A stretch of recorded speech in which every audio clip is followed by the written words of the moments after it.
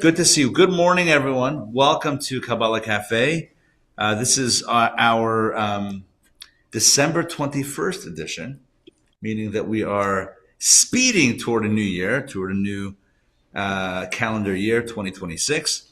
But we have a few more weeks left. So I want to, first of all, acknowledge and thank our Kabbalah Café sponsor for today, Dr. Joy Maxey. Thank you very much, Dr. Maxey, for sponsoring today's Kabbalah Café.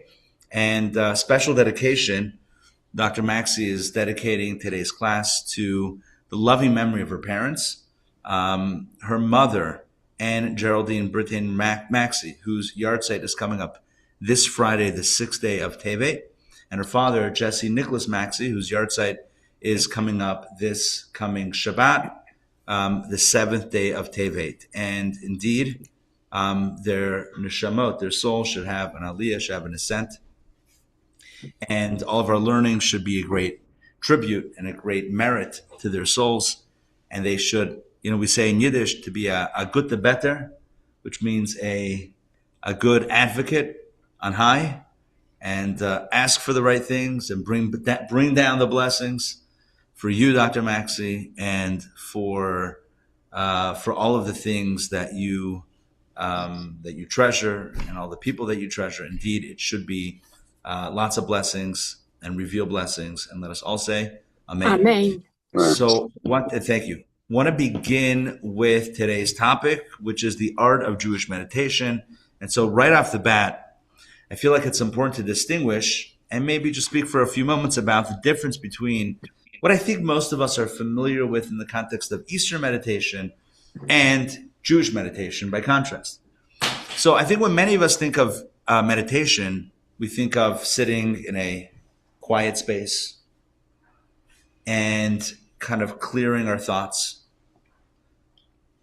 The language that's used is emptying the mind, right?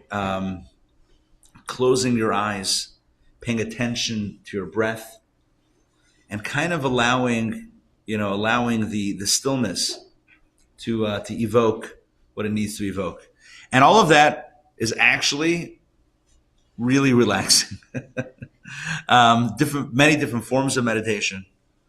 One of the forms of meditation that was big back in the day was transcendental meditation, known as TM, one of the big forms of meditation.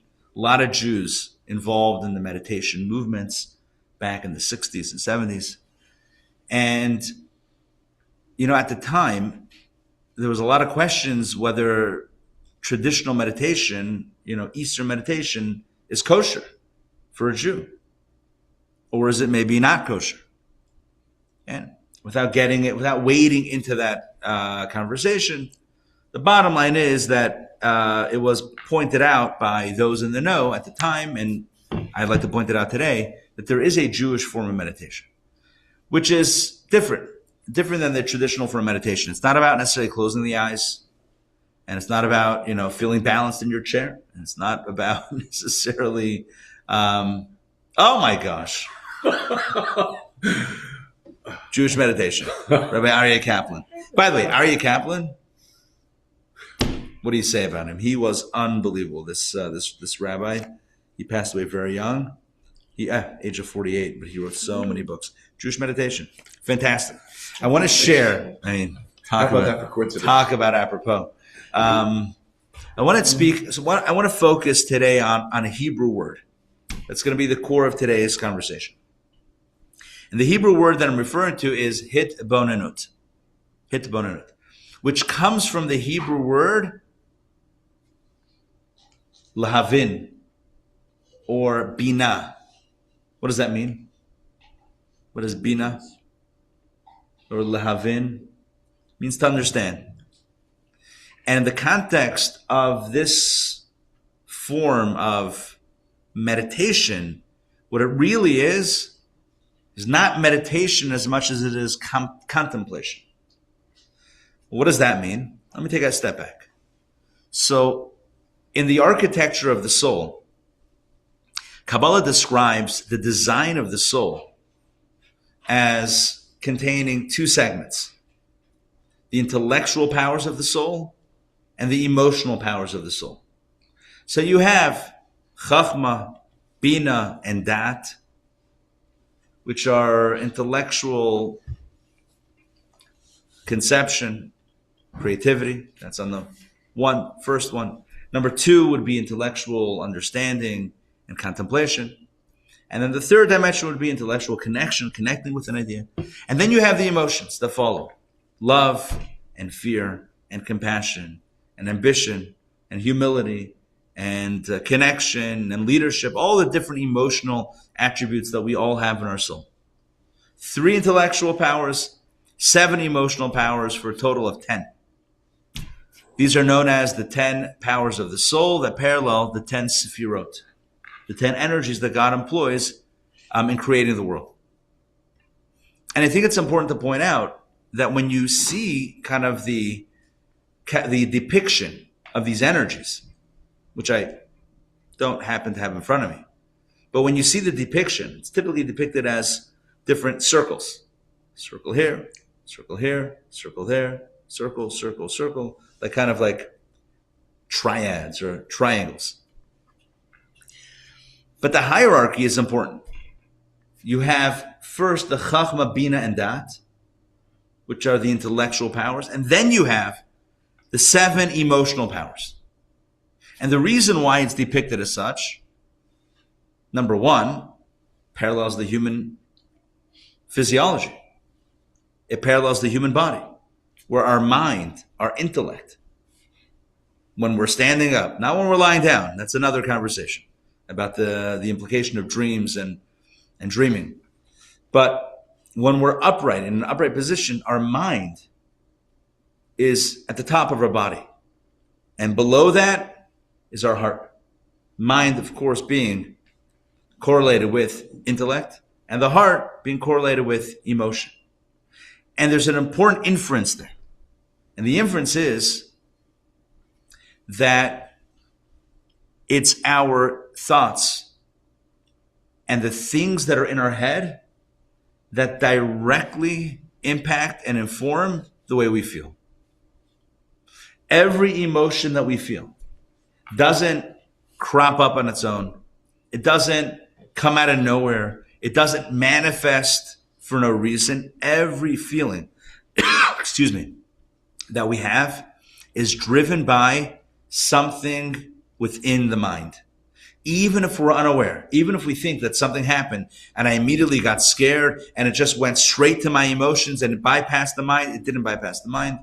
It's always a product of how we frame it. And think about it yourself. Think about the times when you felt maybe scared or anxious or upset about something. Think about it like a powerful emotion. And then all you had to do was change one idea or one understanding of what's going on, and suddenly that emotion disappears. So let's say, let's use a biblical example. You ready? From this week's Torah portion. Let's say you are 10 or 11 brothers, and there's this scary Egyptian guy who's giving you a hard time. For how long is he giving you a hard time? I don't know, it's got to be over a year.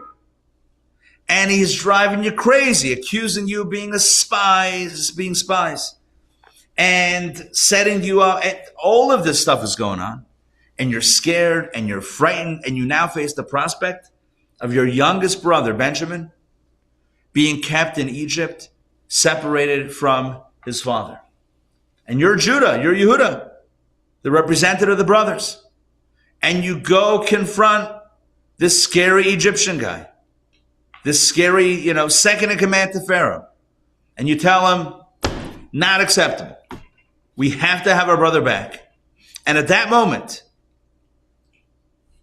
that scary Egyptian guy says, oh, by the way, I am your long-lost brother, Joseph. How's Dad doing? Is Dad still alive? And with that one piece of information, guess what changes? Well, they might have been scared for another reason at that point, because they had sold this very Joseph into slavery in the first place.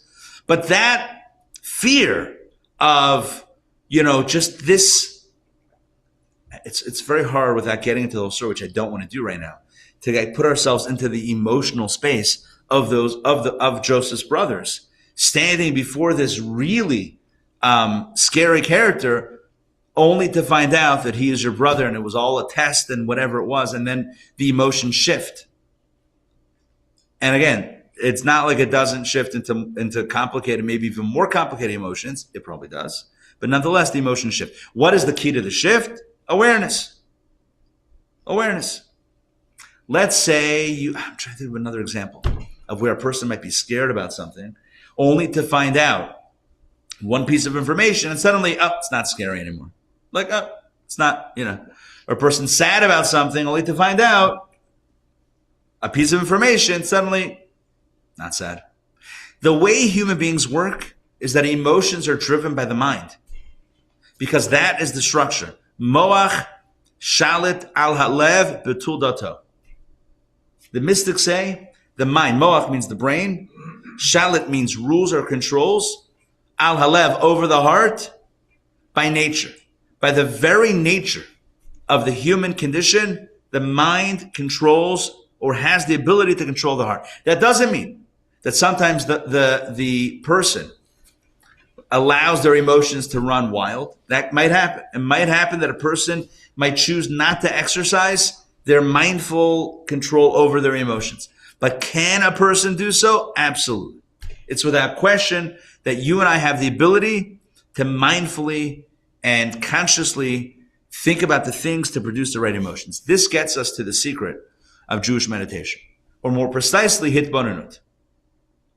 It's less about clearing the mind and emptying the mind, and it's more about filling the mind.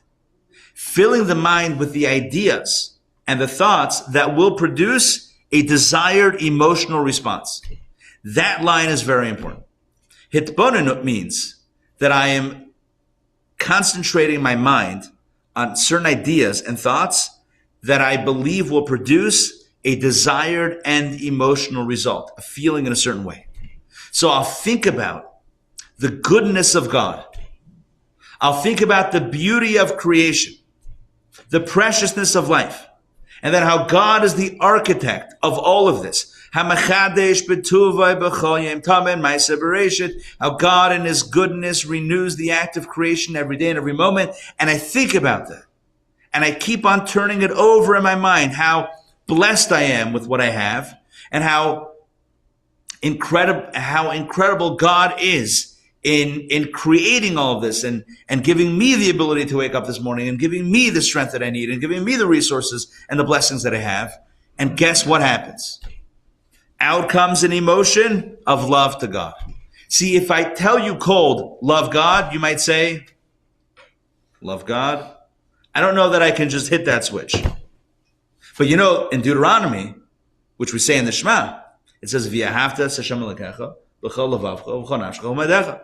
Lord your God with all your heart, with all your soul, with all your might. And the average person, not average, but people read that and say, well, how am I supposed to love God? What does that even mean? Just like that, because I was told to love God, love God. That's not how it works. Love's an emotion. Either you have it or you don't. I mean, can I tell you, you got to love the Atlanta Hawks. I don't know. Either I do or I don't. How do you tell me, you have to love? Matt, you want to jump in? Yeah, think about the notion of Jewish meditation. I think I might have done something similar where I felt very constricting Gevura, and I don't know if I'm using this right. I felt that feeling of awe, that feeling of Hod. It blasted away that Gevura. And I'm wondering, is Yeah. that a connection where that bottom in the Moses Sifrot, the bottom Sifrot can help deal with the Chesed and Gevura, let's say, being too much? Yes. But it begins, so the short answer is yes, but it begins in the mind. Because to get to that Hod, that space of Hod, to kind of blast away your Gevura, right? Something shifted in your mind. It didn't start in your heart. Meaning you told yourself something that got you feeling a little bit more hod, that then took away and neutralized the gevura. Without getting, without getting too stuck in the terminology, the bottom line is the shifts begin in the mind. Changes to our emotional temperature begin in the mind. Always begin in the mind. And that's by design. It's one of the cute visuals that I like to share is, in Hebrew, the Hebrew word for dog is kelev. Kelev is an acrostic of two words. Kulo lev, all heart. Right? A dog is a very emotional creature. Not that I've ever had a dog, but from what I've seen, very emotional, very loving, very emotional, very dedicated. Oh, there you go. Matt, we see what's your dog's name? Whiskey. Whiskey. All right. So dogs are very emotional. When it comes to, let's say, walking your dog, there's a very important idea here. Who should walk who? Think about it, right? The human should be the one holding on to the leash and walking the dog, as opposed to the dog running and the human kind of being pulled behind. That's out of control. What's in control is when you are walking the dog. And the same thing is true with our mind and our heart. Our heart is like a puppy. It's very excited, very emotional, very, in the moment. And it's the mind that says, okay, this is where we need to go. You and I need to be walking our dogs, meaning in control of where our emotions are going, and not to be taken on a trip and then wind up feeling lousy or scared or whatever it is. And we're not even sure how we got there. So the key is mindful control. This is the key to Jewish meditation. The key to Jewish meditation is being in control in your mind so that you can kind of mediate your emotions. Now, I'm not suggesting, this is very important, I'm not suggesting that we kind of neutralize our emotions and we become like robots that only think things and don't really feel things, because we're so mindful and so cerebral that we're not even like feeling. That's not my suggestion. We do need to feel, and we need to have real emotions, and we need to feel when appropriate. And sometimes our emotions will get the better of us, and that's okay also. But as far as kind of like designing a program for living, Kabbalah says it begins in the mind, and it begins with the mind telling itself, this is where I want to be, this is where I want to feel or what I want to feel, and this is how I'm going to get there. Hitbonenut is the art of Jewish meditation, wherein you think about the desired outcome, the desired emotional outcome, and you design a protocol for thinking about the right things that will get you to that desired emotional outcome. So, if you want to feel, Okay, so the obvious thing that comes to mind for me is, of course, October 7th or the latest massacre. Yeah. How do you get around that? Good. So that's what I said. So there's obviously going to be times when the feelings come to us from what we see. But what I'm speaking about is more of on a day-to-day basis. So, for example, and you'll see in a second, I'm going to give an example of what I mean. And I'm going to circle back to one that I started a few moments ago. Every day, twice a day, morning and night, we recite the Shema. It's like the Jewish, it's how we roll. And in the Shema talks about loving. It's a commandment. You shall love, you will, you should, you ought to love the Lord your God with all your heart, with all your soul, with all your might.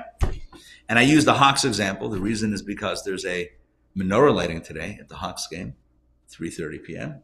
on the court at halftime. So everyone's invited. It's kosher day also. They have kosher food there. And there's going to be a Hanukkah celebration. Anyway, so someone says, love the Hawks. Not excited about them. Love them. Not going to work. Love God. I don't know.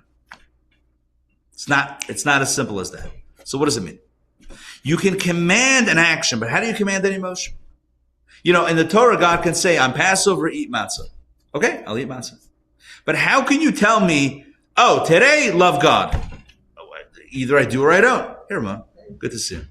We got the spread over here. So, The answer that the mystics say is that it's not that we're being commanded out of the blue to love God. We're being taught in the Torah. We're being told that we need to do the things or think about the things that will get us to a space where we ultimately love God. That's the commandment. The commandment is to think about the things that are going to get us into the right head and heart space so that we end up loving God. So if you look at the prayers, and I don't have a Siddur prayer book in front of me, and I don't want to do too much of a deep dive, but if you look at the prayers, the morning prayers, you'll see that there's page after page after page of prayers that speak about how amazing this world is and how amazing God is for creating this world on a very physical level. It's amazing. The world is beautiful. So many amazing resources. Nature works. Then we speak about the heavenly, the celestial bodies and the sun and the moon and the stars and the angels above and we speak about all of this stuff. And it's only after all that, after that very long, page after page preamble, that we recite the Shema in the morning prayers. And we talk about loving God. And you know what the message is? Oh, that good to see you. And you know what the message is? The message is very simple. If you want to love God, you got to think about the things that are going to lead you to love God. How can you love God cold? Oded, if I told you, snap your fingers and love God, possible or very difficult? Might be difficult to push a button, right? Difficult to do that. But if I told you just to spend a few minutes thinking about how beautiful life is, how beautiful the world is, how grand the world is, how lofty the angels are, and then think about how God is running everything and all the blessings you've ever had and all the people you've ever loved. They're all because of God's blessing to you. Okay, now we can start developing an emotion for God. Now we can start loving that, right? Look, listen, we are human beings.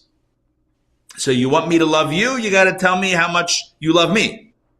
So the whole first part of Shacharit, of the morning prayer, is speaking about, we are verbalizing how much God loves us. Starting from the morning blessing, starting from the Modani. God loves me so much, He allowed me to wake up this morning. God loves me so much, He allowed me to stand upright and to take steps and open my eyes and have the ability to speak and have wisdom, all of these things. Now, do you love God? I'm warming up to the idea. I'm using this as an illustration, but also more than an illustration. I'm trying to point out that embedded in Jewish practice on a daily basis is this idea of Jewish meditation, or more precisely, hitbonanut. No, when you open up the prayer book, it doesn't say, sit in a comfortable chair, close your eyes, focus on your breathing, and clear your mind. That's not what it says. What it says is it gives you ideas to think about. Because in Judaism, it's less about emptying the mind. Meditation is less emptying the mind and more about filling the mind with the appropriate ideas that are going to land you into a place of that emotional response. So you want to feel love for God? Great. You got to think about the things that are going to lead you there. What's going to lead? And ask yourself the question, what would get me to a place where I really feel a love for God? What would it take? What would I have to be, where would my headspace have to be in order for me to love God? And then do that. And it's probably somewhere in the prayers. You'll probably find some references to exactly that idea. This is true in all areas of life. I once heard from Rabbi Shais Taub, who is a tremendous teacher. He said everyone practices this type of meditation. Imagine you're driving down the highway one day, on the way to work, and you start thinking about what a coworker said or did to you, whatever, like last week, and you start thinking about it more and more and more and more, and then you think about how it's not the first time they said or did that, and they've done it before, and it's a pattern now, and now you're thinking about it, and now you're getting angry, and you're gripping the steering wheel, and and your heart is beating, you're physically getting angry. They're not there. They're not in the car. They're nowhere around. You're not speaking to them, but you're getting upset at this person. And where's it coming from? Your mind. It's completely coming from your mind.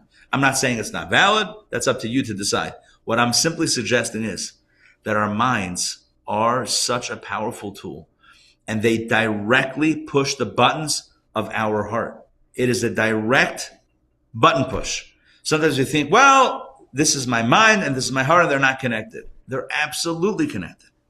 Like I've said countless times, if we start our day by putting in front of our eyes scary things, what do I mean by that? I don't mean haunted houses. I mean information about how bad and dangerous and horrible the world is. It's not going to be a surprise that we're going to feel emotionally scared, or it's going to affect our emotions. Now, of course, the implication that it sounds like I'm saying is, well, then ignore reality. I'm not necessarily saying ignore reality. What I'm suggesting is like this. If we want to feel a certain way, it's important to nurture that in our minds. It's important to nurture that. So rather than starting our day with the latest news, which is going to be, you know what they say, if it bleeds, it leads, right? The latest like disasters that are going on in the world. Let's start our day with a little prayer, a little love of God, a little gratitude for the blessings we have. Later on, we can also then deal with the stuff that needs, or, you know, be aware of the stuff, you know, that's maybe not so positive. But why not start our day with the positivity, with the gratitude, to feel love and appreciation? And then we'll be fortified to better handle the other stuff. The point is simple. Jewish meditation is all about filling the mind with the things that are going to push some emotional buttons. Alex. Well, I mean, in the opposite case, I'm reminded of the horrible loss of Rob Reiner and his wife. Yeah. Because of the angry or the thoughts from their son, and out of those thoughts of really negative thoughts came an emotion and ultimately an act. Yeah. And it's the opposite of hitbonenut. Well, I would say this. I think that's a good point. I think the point is that hitbonenut can take on either a positive or negative form, meaning we can fuel. But okay, I want to pause for a second and point out and mention that what you said is very important, because I've been speaking about thoughts and feelings, but you are highlighting something that's very important, which is the next step, which is action.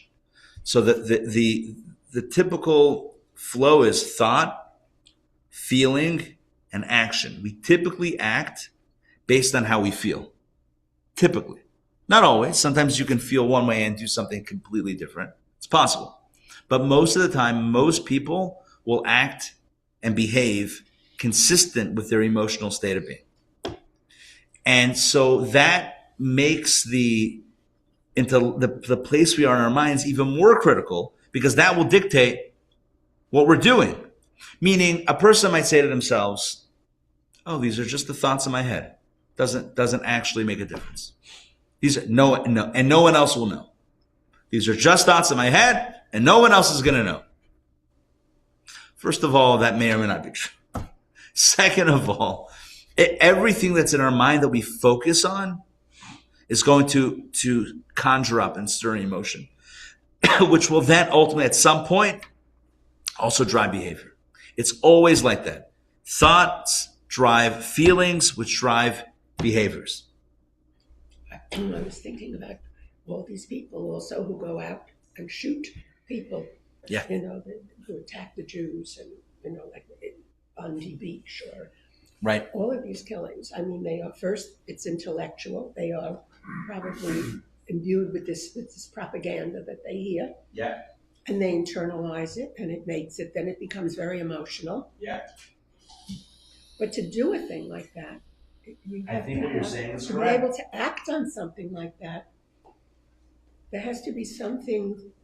I think what you're saying is correct, and I think what you're saying is Again, it's highlighting the importance of getting our heads in the right space. This is what Jewish meditation talks about. Talks about the importance of getting our mind focused in the right space, in the right area, so that we will feel what we desire to feel, so that we will do what we desire to do. This is the key to Jewish meditation.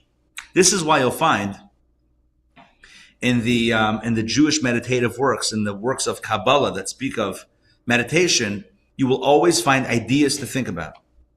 You're not going to find a protocol for emptying the mind. You'll always find a protocol for things to think about. Here's what you should think about first, and then second, and then third. And it's all about ideas. And it's like, well, where's the meditation? It's just studying. It's not just studying. Hitbonenut is related to the word, as I said before, bina, which is, it's not just understanding something, it's turning over something in your mind. In the language of Kabbalah, it's almost like, imagine like you ever see these 3D renderings of something, right? Where you have like like an object or an item, or even like medically, you can have like a heart, and you can like spin it, or like, a car, house. Oh, right. You could spin it, you could spin around, you could look at it from all the sides and all the angles.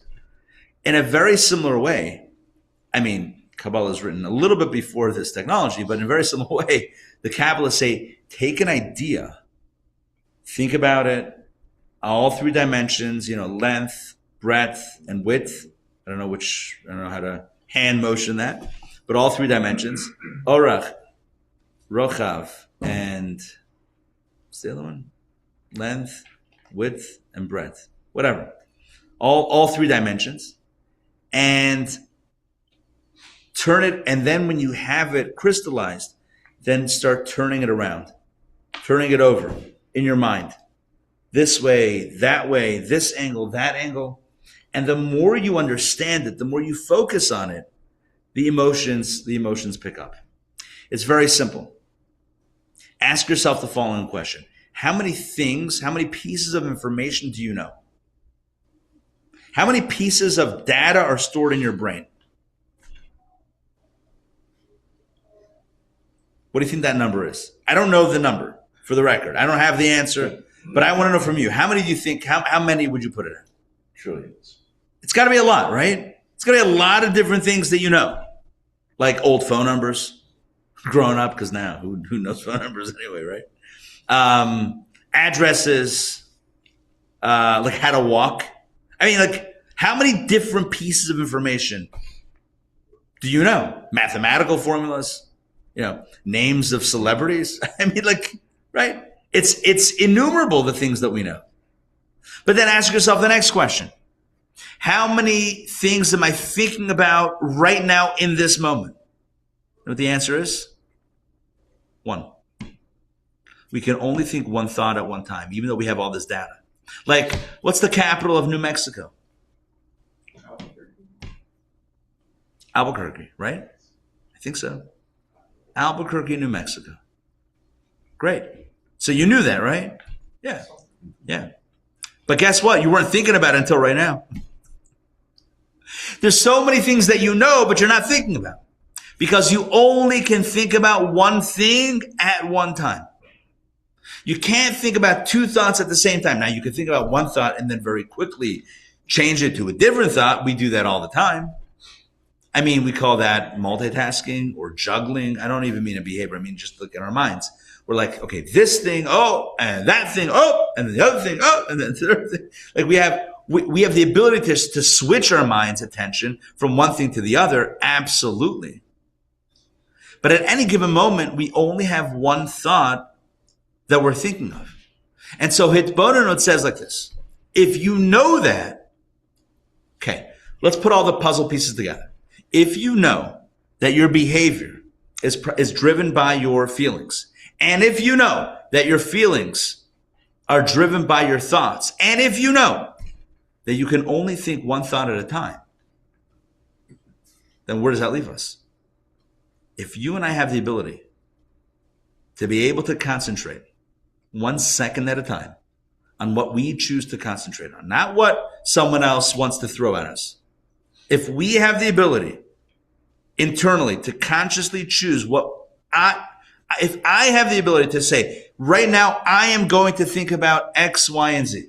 No, not X, Y, and Z. X, not 3 thoughts. This one thing. For this moment, and then for the next moment, because it's all one moment at a time. And then the next moment, guess what happens? I am practicing Jewish meditation. I am practicing hitbonenut. Hitbonenut means that I'm in control of my thoughts to think about what it is that I wish to think about. I'm not being distracted by something that is around me or that someone else wants me to think about or that the media wants me to think about. It's not about anyone else, not about anything else. It's about what I choose to think about.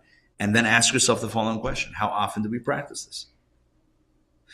Versus how often are our thoughts the product of the stimuli that are around us, right? We turn on the news, and the next thing you know, we're thinking about things that are not our own choosing, right? We walk down the street, and we're thinking about things that, again, are not our conscious, deliberate choosing. There are so many moments in life. Hey, Sandrine, good to see you.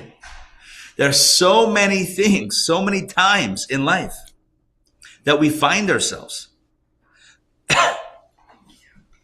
the recipients, right, of thought as opposed to the architects of our thought. And again, we have the choice to be passive or proactive.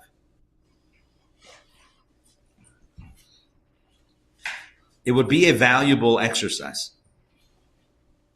for each of us, not right now, to practice this.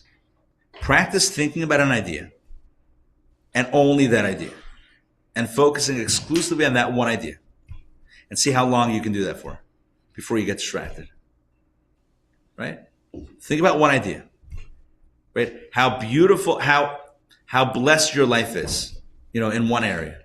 Think about a blessing in your life in one area and then do an exercise in the comfort of your own home or space or at your desk at work. I won't tell your boss, don't worry, right? Where you just think about that one thing and see how long it'll last. 10 seconds, 30 seconds, 2 minutes, 5 minutes. How long before your mind gets derailed? And I'm not saying that you can't get back on track, but yes, but how long did that segment last? And then if it's only 30 seconds, can you then work on yourself mindfully to advance it to 40 seconds? Is it possible? Can you then go to 50? Can you go to 1 minute? Can you go to 2 minutes? The brain is a muscle.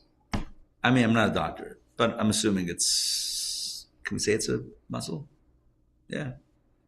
Something like that. Here's what I mean by that. With the right exercise, you can strengthen it. And I don't just mean that we can strengthen our ability to think or whatever it is. What I mean is the ability to concentrate on something and to stay focused on something. Because otherwise, our mind's all over the place. We live in a culture where the latest and greatest social media is all about distracting us, right? People love scrolling through Instagram feeds and TikTok and whatever it is. And it's like small bits of like distraction. Oh, something funny. Oh, something interesting. Oh, something food related. Oh, right? They have all these blips of information. And it's fun to consume. But the question is, how is it training our minds? It's definitely not training us in the art of long form concentration. It is definitely not a long form hitbonenut training. It's the opposite.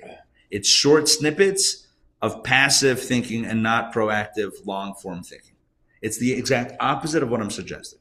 It's what I would call, now that I'm coining it and we're making the merch as we speak, I'm kidding. It would be the anti-hitbonenut. That's what social media is. Anti-hitbonenut.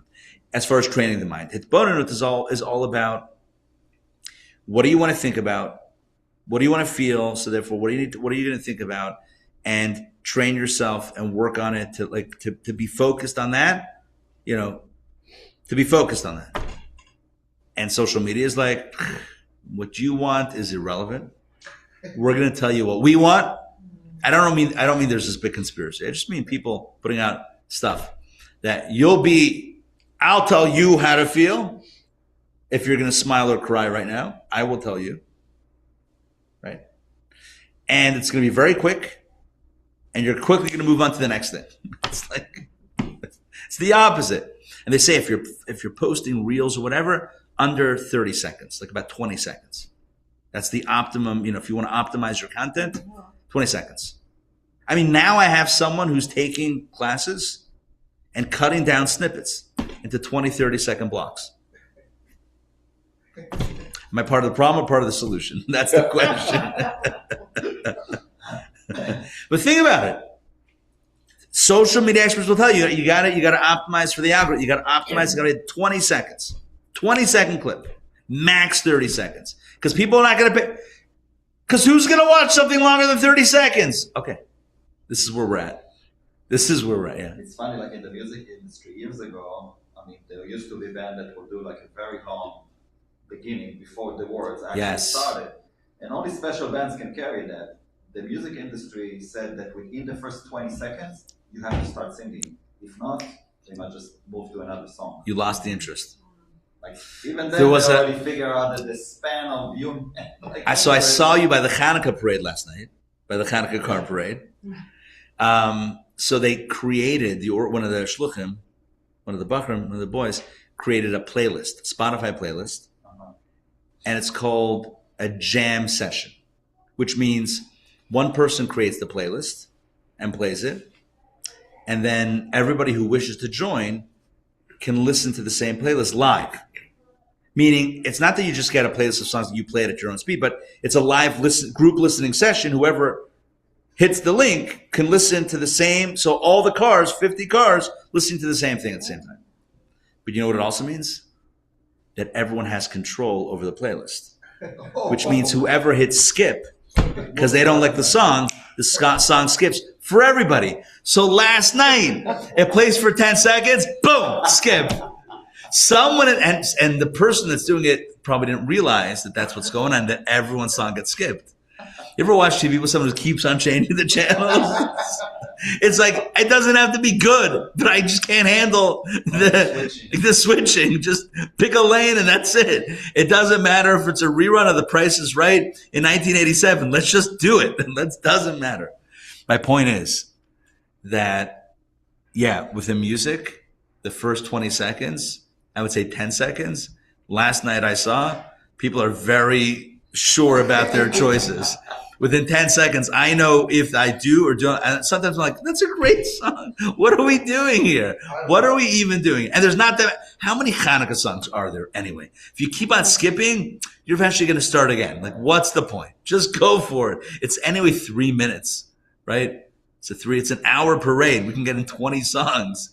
Now, how do we get in 60 songs, 80 songs? That's the way to do it. With music, like we'll be driving and she will skip after 10, 20 seconds, and I'm like, how is this even enjoyable? She's like, I just want to enjoy the first time. So many songs. I don't even understand.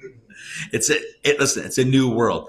The point over here is that when it comes to our mind, I think it's really important, especially today, when there are other opportunities for our mind to work in a different fashion.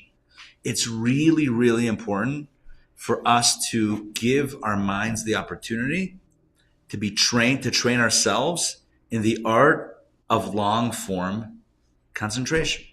It's really important. And there's no shortcut. Obviously, we're literally talking about the anti-shortcut. How can there be a shortcut or a hack to long form? It's literally the opposite. It's all about focus, concentration, and just being plugged into something. I'm not saying just be plugged into something. It's being plugged into something. Like, this is what I'm focused on. This is what we're doing. This is what we're thinking about. And that's it.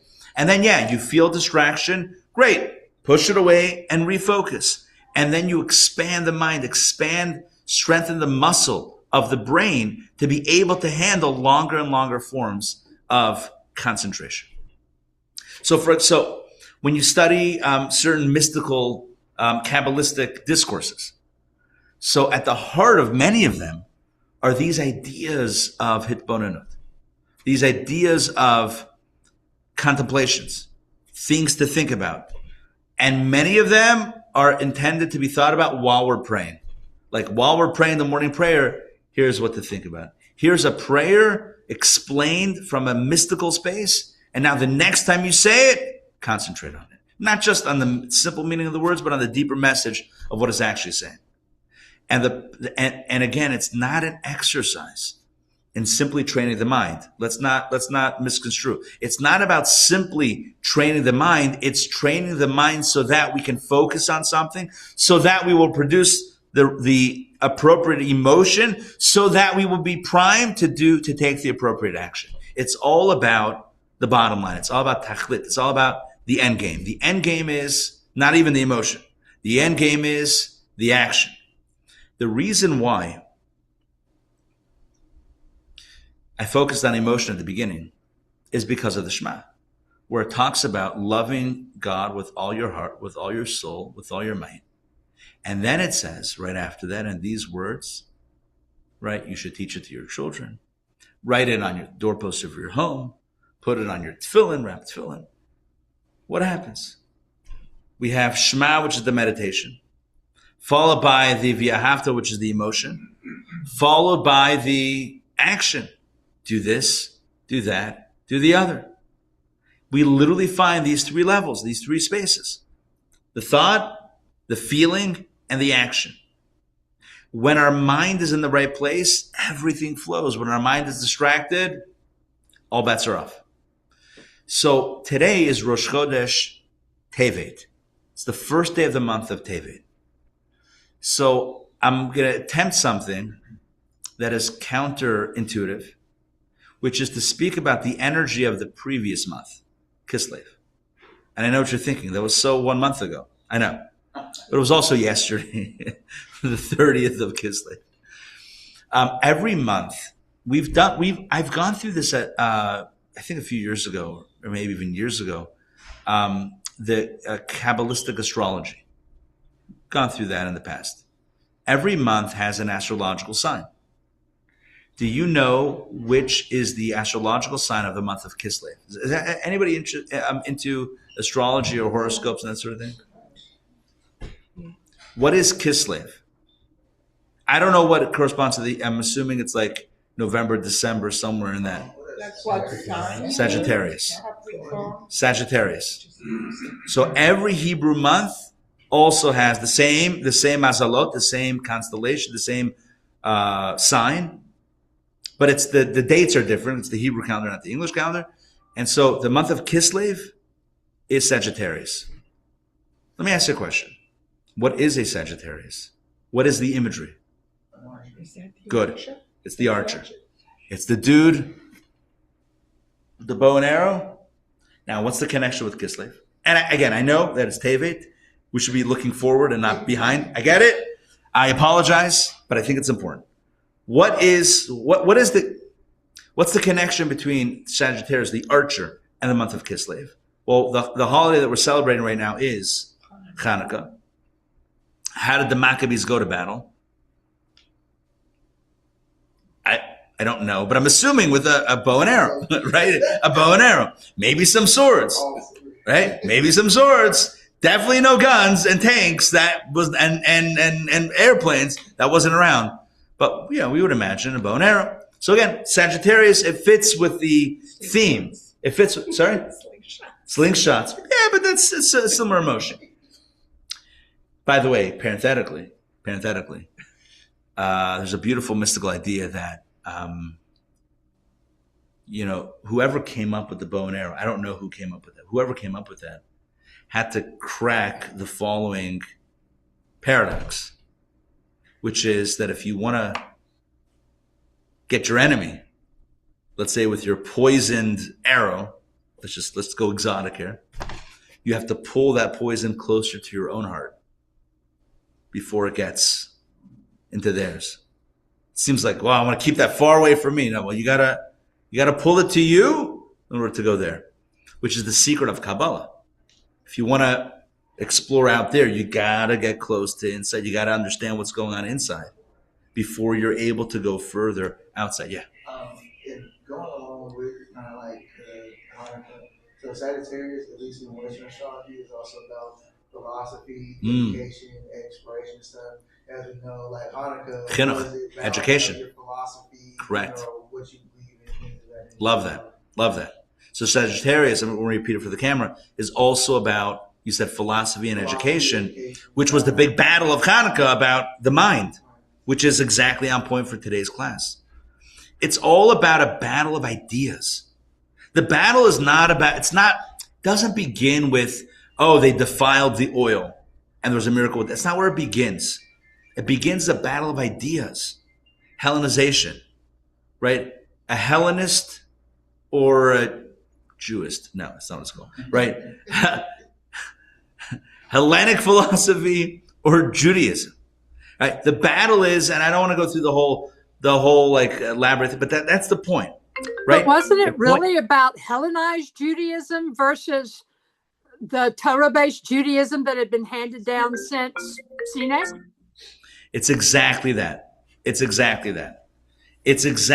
about Judaism as a philosophy, as opposed to Judaism as a divine gift. The Greeks, the Syrian Greeks and the Hellenists, they wanted Judaism to reduce to philosophy, as opposed to something that's a little bit beyond that. But that itself is a philosophy. What I mean to say is, if Torah is divine, again, that's a way of thinking about Torah. So it's all about a battle of the mind. One of the keys to the Sagittarius, to the Archer, one of the keys is a little bit counterintuitive. One of the energies of the month of Kislev is what's called, I don't know what the Hebrew word would be, but in English we would say rest or relaxation. Because one of the keys to successfully being an archer, and take this from me, I ranked, top of my yeshiva class in archery. No, that's not at all true. That would never be a thing. I don't even know what that would look like. The yeshiva archery team? What? The Sollish crew is where? Oh my gosh. Oh, there's 3 Sollishes. Yes. That's Shia. Sorry to interrupt, but No, that's cute. Shia is there, facing 12, facing 4. Shalom and Mendel. All right, I guess we're looking for a ride. Little do they know that I'm right here. they cannot really Cute. see. We got Atlanta, Chicago, and Toronto representing right there. 3 cities. Okay, back to the story. So on my, can they see it? I don't think they can see They it. can't see They can't see you, but you We're waving to ourselves. Which is also fun. In theory, we say hi. In practice, I've abandoned them. I'm kidding. All right. No, they know I'm teaching. So the archer. What's the key to archery from my years of experience? The key to archery is relaxation and calm.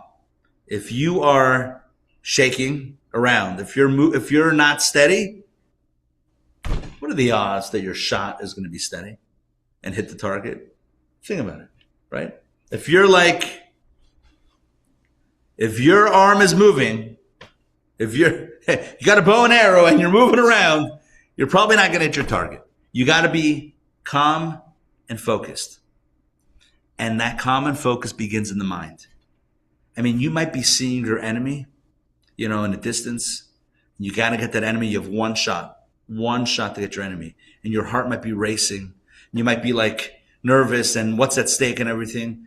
What's the key to relax? What's the key to calm? Always begins in the mind. You got to calm yourself down. Where does that happen? It doesn't happen in the heart. It happens in the mind. You got to tell yourselves the things that get you to that place. Famous story. Famous Hasidic story. Going all the way back to the early 1800s. With the Great War between Napoleon and between France and Russia.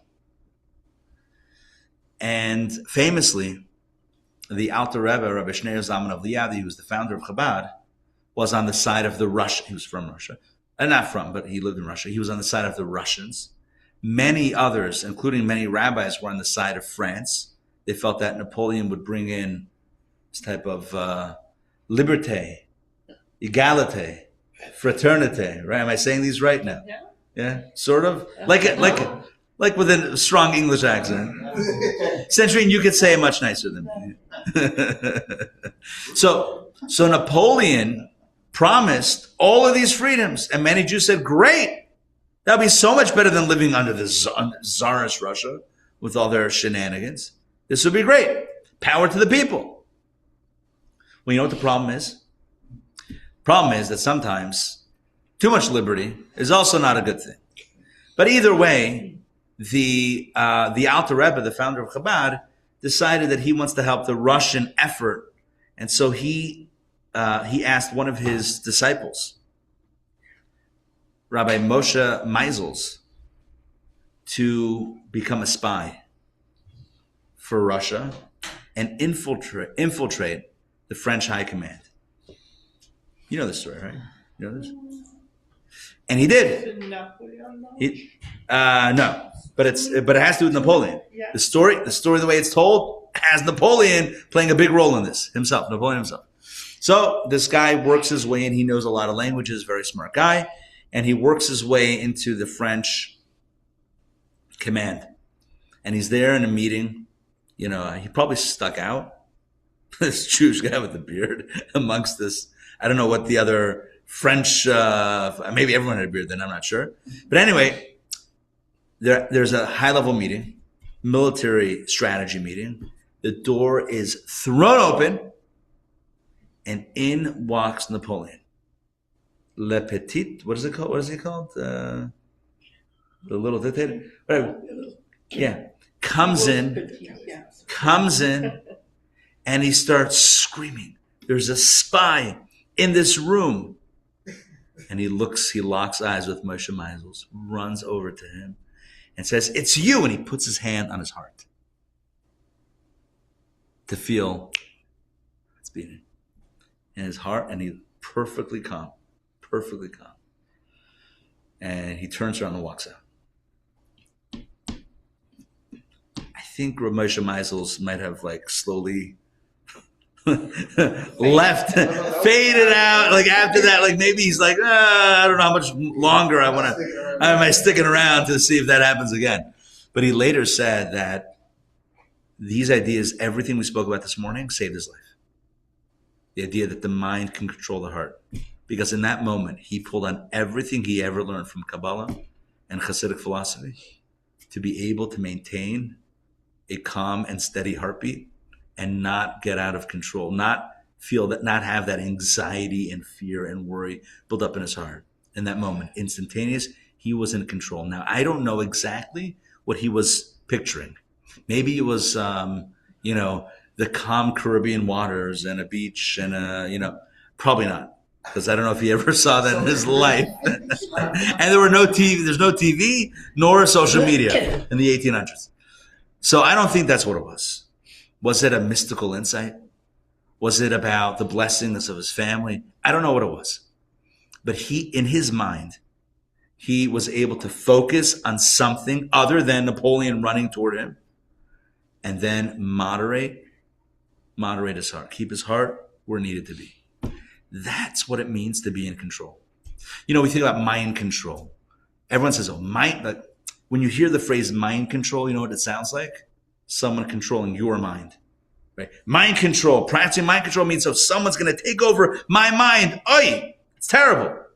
Kabbalah says, stop that. You know what mind control really means? I'm not saying what it means if people use it. But you know what the best form of mind control is? Your own mind, being in control of your own mind.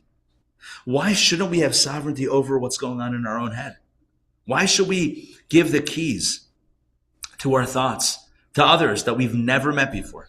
That doesn't make any sense. We would never let a stranger into our most sacred spaces. I mean, someone you don't know, do you just allow them to walk into your home and just go through your kitchen and into your bedroom? Probably not. Probably not. And yet, our mind, which one might argue is even more of an intimate space, we allow anyone and everyone, anything goes. Oh, you have an idea? I'm open. Who says I should be so open? Who says I should be open? Another story. This chassid, the disciple, once came to his Rebbe might have been the Maggid of Mizrich, who was the next in line after the Baal Shem Tov. And he was not complaining. He was saying how, he was opening his heart to his master, his spiritual guide. The fact that he finds it difficult to concentrate during the prayers. Like he gets distracted. Can we relate? I think we can. I can relate, right? You're praying, you're trying to focus, but, you're thinking about the menorah lighting at the Hawks. I don't know. It's going to be a lot of fun. Today, 3:30 is the game. Tip-off against the Bulls. I don't know much about Chicago. Yeah. Bring the crew. I hate to mention this now after the fact, but there was an incredible Costco hack going on. It's too late. It's like they sold out of it. But like Costco sells. I don't know if you guys know about this. Costco sells everything, including basketball tickets, Hawks tickets. You can get 2 Hawks tickets for $50, which includes a $20 food voucher, which today is for the kosher food. I ended up paying $15 a ticket, essentially. Whatever. Anyway. All right, I'm Jewish. Anyway, back to the story. Do I have a deal for you? Back to the story. It's this disciple was opening his heart, not complaining, but asking for advice from his spiritual master. What do I do with the fact that I can't stay focused? So I think it was the Maggid of Mizrich. He says to this disciple, go to this other rabbi. He'll help you with this. This rabbi lived, far. He had to travel, I don't know, by foot, whatever it was. He traveled. Got there late at night to this other guy's house. Thank God there's a light on inside. Knocks on the door, no answer. Knocks again, knocks louder. Knocks on the window, no answer, nothing. What do you do in the middle of the night? There are no other houses around. It's not like, no cell phones. It's too dark to travel in the forest or whatever it is. So what do you do at that point? You know what you do? You take your coat and you lie down to sleep by the front door on the porch. That's what he did. I don't know what the porches looked like in Russia, but whatever. Back in again like 1700s, but that's what it was. So he goes to sleep. In the morning, the owner of the house, the rabbi, opens the door, says, "Oh, Shalom Aleichem, welcome. Kind visitor, come on in. You look cold. Let me give you something warm to drink. Let me warm you by the fire." He's grateful for the hospitality. He says, at some point, I got to ask. I saw a light on inside. I was knocking loud. I can't imagine you didn't hear me knocking. Why come you didn't let me in?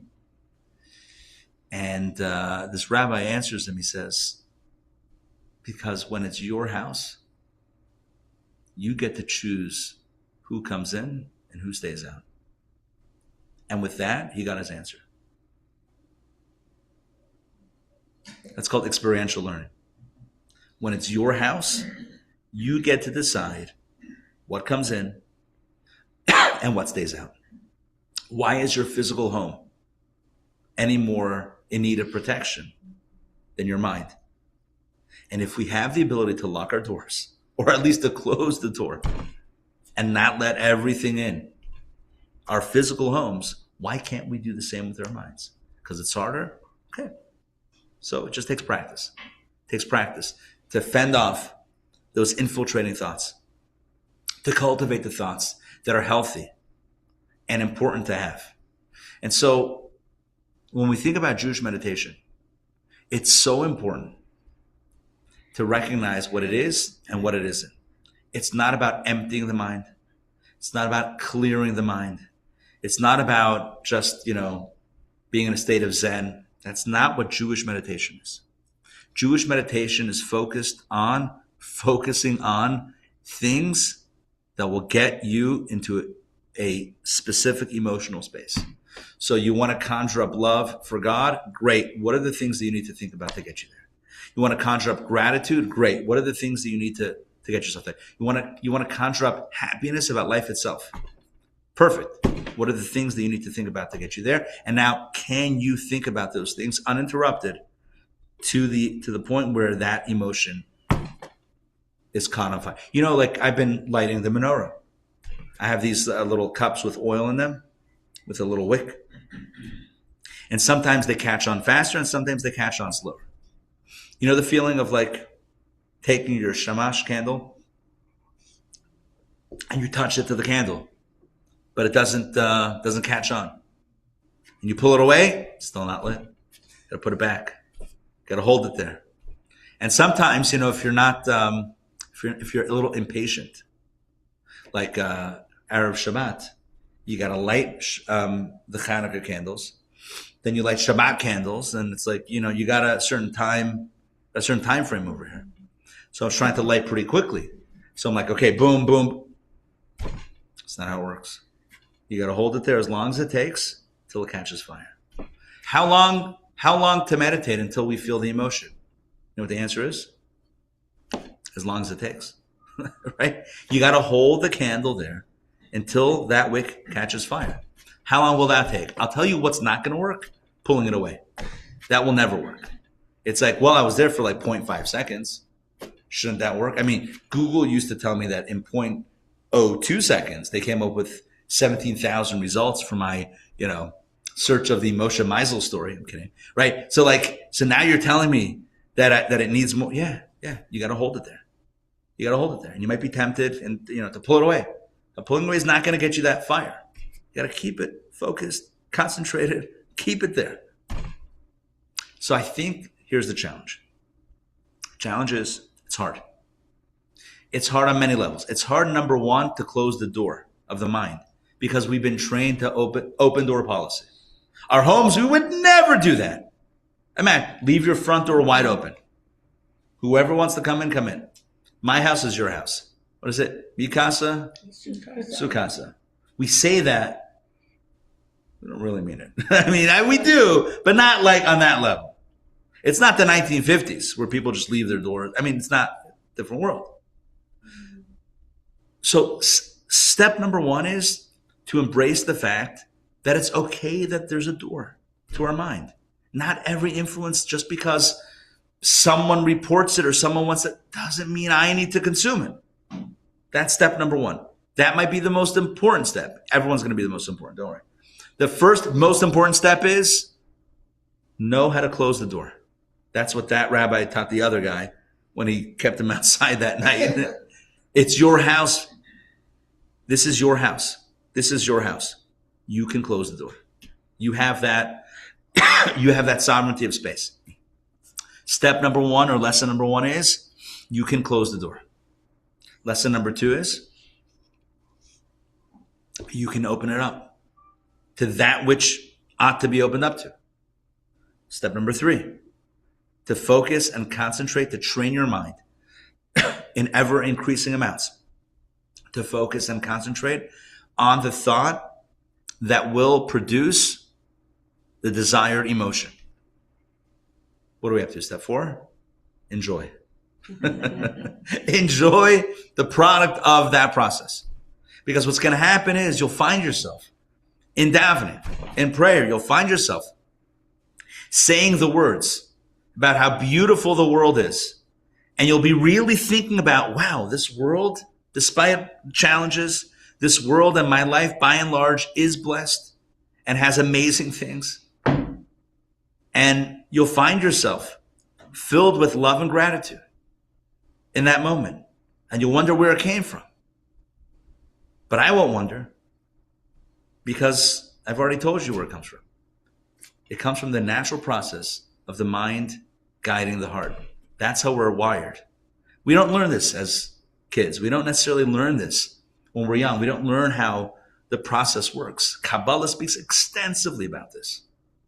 The mind controls the heart. You want to feel a certain way, it all begins in the head. So reverse engineer. What do you want to feel? And now plug that into the mind. That's how it works. Keep the other stuff out. Lock the door.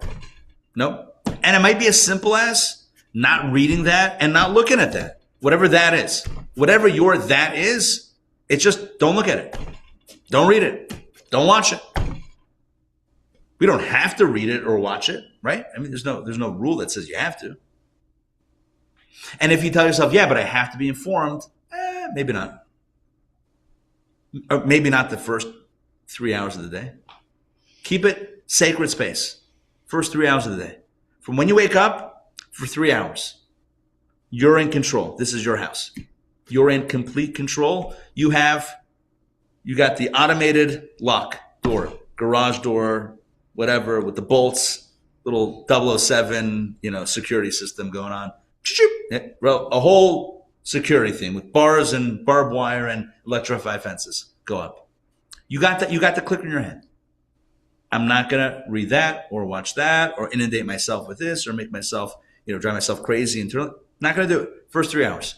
What am I going to open up myself up to? I'm going to pull out a Jewish book. Pull out a Siddur prayer book. Pull out a Torah. I'm going to study something. I'm going to listen to a class. Podcast. Careful as you're scrolling through things, because it's very tempting to start opening the door to other things. Be careful. Have a curated list of the influences that I want and don't want for the first. I'm giving it, again, it's a bit of an arbitrary number, but I feel like it might be a good first step. 3 hours, first 3 hours of the day. You're in control. You don't have to consume what's out there. You get to choose. Everyone gets to choose. Your house, your mind is your house. You get to choose what goes in and what stays out. Focus and then think about how do I want to feel? How do I want to feel today? Or forget today. Today's too big. How do I want to feel right now? Or in the next 30 minutes? And then think about the things that are going to lead you to that emotion. That's the key. That's the key to Jewish meditation. That's it. It sounds so simple. And on some level it is. It's not easy, but it's simple. When I say simple, I mean it's a straightforward process. Mind, heart, action. It's a guaranteed process. Unless, of course, there's a blockage between head and heart. But I can't imagine that there's too big of a blockage when we know that we feel things all the time. And it's all coming from the mind anyway. So clearly it's working in maybe not always so positive ways. So clearly the lines are open. It says in Kabbalah that sometimes the neck can get in the way. Because it says the head is like this. The torso is like that. But in the middle, there's like a neck that's a little bit more I'm not trying to choke anything, by the way. But the neck is a little bit more narrow. So it could be that in Meitzah Hagaron, in the straight or the channel, straight mean S-T-R-A-I-G-H-T, I think. Oh, no, S-T-R-A-I-T. S-T-R-A-I-T. Yeah. In the straight, in the channel of the neck, it might get a little bit tight. It's possible. It says that Gimel Sarei Paro, the three, because Mitzrayim, right? Meitzar.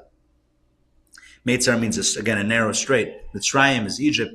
So the three officers of Pharaoh, the butler and the baker and the candlestick maker, I'm kidding. The butler and the baker and maybe the butcher, Saramashka, Sarafim, correspond to the kana, the veshet, and the vridin. What is the kana? I think it's the windpipe. There's a windpipe, the food pipe, and the vridin is like the artery. What's the main artery in the neck? What is it? Carotid. So you have like the oxygen, the nutrition, and then the blood. Three pipelines. They all have to be open and flowing. And so, yeah, it's possible that something gets stuck. It's possible. And you gotta open it up. But by and large, what's in here ends up in there. By and large. And so now we have our mandate. Coming from Kislev. A time that's all about focus and concentration. You can't hit your target. It's the Sagittarius. You're not going to hit your target if you're all over the place, if you're distracted. You got to be focused. And that requires calm. That requires mindfulness. You got to be like Moshe Meisels with Napoleon breaking in. You got to be in control. You got to be in control internally.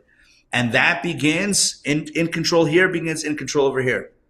The other story with the guy who comes to the guy's house, keeps him locked outside for one night as a good faith lesson. Hopefully they hugged it out afterwards and not slugged it out afterwards. Right? So again, your mind is yours. Be in control. Meditation. Increase the amount of time that you work on focusing on something. Take the first few hours and really make sure the door is locked to what you want out and the door is open to what you want in, and then practice that focus. And with this, we will be masters of Jewish meditation and feel transformed inside, empowered. We'll feel the love that we need. We'll feel the humility that we need. We'll feel the gratitude that we need, and be empowered to create amazing things for ourselves and those around us. And let us say amen. Amen. Thank you for joining today. Thank you. Thank you very much, Dr. Maxey, for sponsoring today's class. And I do want to also mention, very importantly, that we are, this time of year is the time of year when we raise our funds for the upcoming year. And so we have, starting tomorrow morning, 9 a.m., a 36-hour matching campaign. I'm going to send out an email shortly about that with the webpage and everything. If you can help with that, I'd be very grateful. We're raising the funds for the programming for the coming year. This past year, I looked at the total of things that we've done, over 300 classes, events, and programs for the community, touching hundreds and hundreds of people in Atlanta and beyond. The number is probably well over 1,000, but that's also hundreds and hundreds, right? Because you eventually get to 1,000. And I mean, certainly with the YouTube channel and the podcast, it's tens of thousands of people. And if you can help with that, I'd be very grateful. Look out for an email and social media posts. I'll let you go on social media for the next little while for this, and then whatever. But yeah, very grateful for everyone's support and help with this to get 2026, help continue and expand our programming. All right. Thank you very much for joining today. Very grateful for you guys being here, and hope the conversation was illuminating and insightful. Yes. Thank you. Oh no, not yet. Well, So you wanna hold on for a second? We'll close it out. All right, Dr. Maxey, good to see you. Fran, good to see you. Yaakov, good to see you. All right, we'll see you soon. Take care. Shavua Tov.